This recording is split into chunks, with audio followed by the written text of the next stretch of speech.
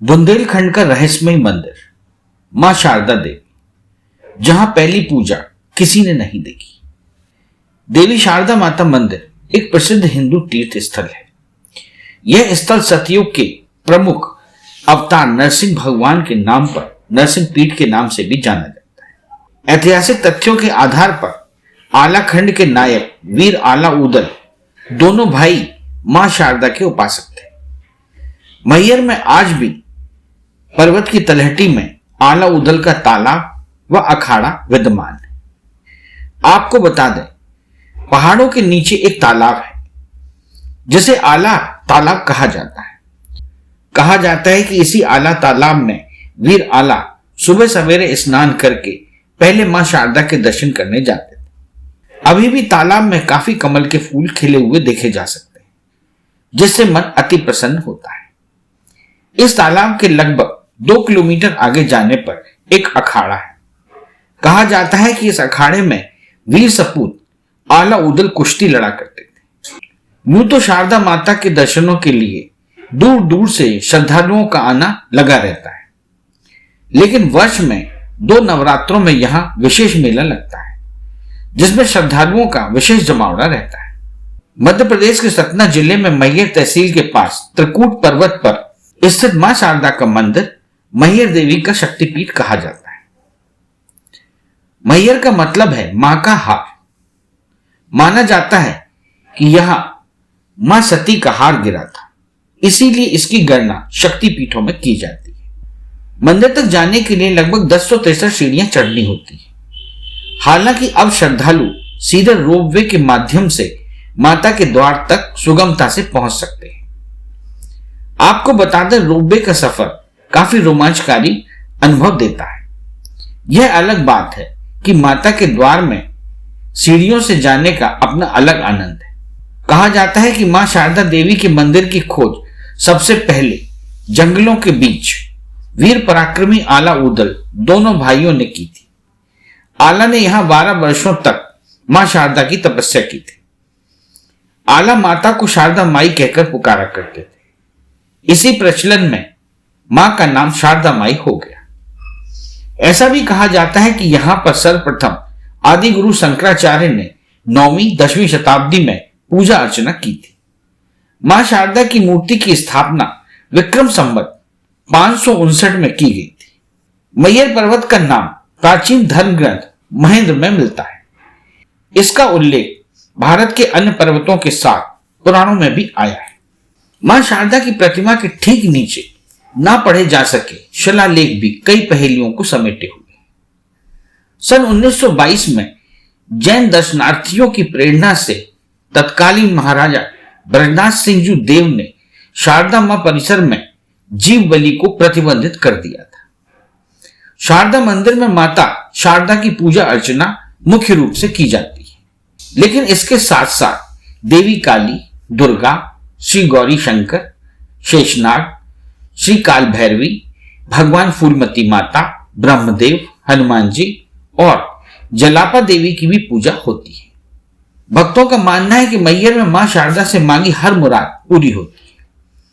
यहां पर श्रद्धालु अपनी मन्नत के धागे भी बांधते हैं और पूरी होने पर दोबारा मां शारदा के दर्शन करने आते हैं।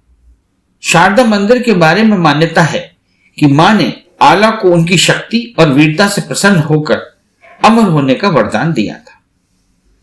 आज भी रात 8 बजे की आरती के बाद साफ सफाई होती है और फिर मंदिर के सभी कपाट बंद कर दिए जाते हैं। इसके बावजूद जब सुबह मंदिर को पुनः खोला जाता है तो मंदिर में मां की आरती और पूजा किए जाने के सबूत मिलते हैं। आज भी यही मान्यता है कि माता शारदा के दर्शन हर दिन सबसे पहले आला ही करते हैं। यही कारण है कि माता रानी के भक्तों को मंदिर में रुकने की अनुमति नहीं है। कहा जाता है कि रात को जो भी व्यक्ति यहां रुकता है उसको सुबह का सूरज देखना नसीब नहीं होता। मान्यता है कि आला को मां शारदा का आशीर्वाद प्राप्त था, लिहाजा पृथ्वीराज चौहान की सेना को पीछे हटना पड़ा था। मां के आदेशानुसार आला ने अपनी सांप, जिसे एक हथियार के रूप में जाना जाता था, शारदा मंदिर पर चढ़ाकर उसकी नोक टेढ़ी कर दी थी। जिसे आज तक कोई सीधा नहीं कर पाया है। मंदिर परिसर में ही तमाम ऐतिहासिक महत्व के अवशेष आज भी आला व पृथ्वीराज चौहान की जंग की गवाही देते हैं। वैसे तो यह पवित्र स्थान सदैव ही श्रद्धालुओं से भरा रहता है, किंतु विशेष पर्वों पर यहां भीड़ बढ़ जाती है। दो मुख्य नवरात्रि के अलावा गुप्त नवरात्रि को भी यहां का विशेष त्योहार माना जाता है। नवरात्रि के मध्य भारत के अलग अलग स्थानों से लोग मां शारदा के दर्शनों के लिए मैहर आते हैं। नवरात्रि पर्व का प्रारंभ महाअभिषेक से होता है। इसके बाद 4 दिन तक लक्षार्चन एवं देवी महात्म्य पारायण होता है। अंत में नवमी के दिन शतचंडी यज्ञ एवं विद्यारंभ की पूजा होती है। इसी दिन लोग अपनी संतान के विद्योरंभ के आशीर्वाद की प्राप्ति के लिए मैहर आते हैं। इन 9 दिनों के दौरान माता शारदांबिका की उपासना महाकाली, ब्राह्मी, महेश्वरी, कौमारी, वैशस्वी, इंद्राणी, चामुंडेश्वरी एवं गजलक्ष्मी के रूप में होती है। आपको बता दें कि श्रद्धालुओं के लिए मैहर में 2 भोजन के भंडारे चलाए जाते हैं। पहला है शारदा अन्नकूट के नाम से, जहां आपको केवल 15 रुपए के टोकन में भरपेट भोजन मिलता है। वहीं दूसरा है मैहर ट्रस्ट का भंडारा, जहां आपको 10 रुपए का टोकन लेना होता है। हालांकि पहले भंडारे में अपेक्षाकृत बेहतर सुविधाएं हैं। शारदा अन्नकूट रोपवे के गेट के ठीक बगल में स्थित है। यह शनिवार को बंद रहता है। बाकी के दिन दोपहर 11 बजे से 2 बजे तक आप अच्छे भोजन का आनंद ले सकते हैं। मैहर तक पहुंचने के लिए निकटतम हवाई अड्डा जबलपुर, खजुराहो और इलाहाबाद है। इन हवाई अड्डों से श्रद्धालु ट्रेन, बस या टैक्सी के माध्यम से आसानी से मैहर तक पहुंच सकते हैं। जबलपुर से मैहर की दूरी 150 किलोमीटर, खजुराहो से मैहर 130 किलोमीटर व इलाहाबाद से मैहर की दूरी 200 किलोमीटर है। आमतौर पर सभी ट्रेनों का मैहर स्टॉपेज नहीं होता है, लेकिन नवरात्र उत्सव के दौरान ज्यादातर ट्रेनें मैहर स्टेशन पर रुकती हैं। सभी ट्रेनों के लिए निकटतम railway station Satna junction. Satna junction से मैहर स्टेशन की दूरी 36 किलोमीटर है। मैहर स्टेशन से कटनी स्टेशन की दूरी 55 किलोमीटर है।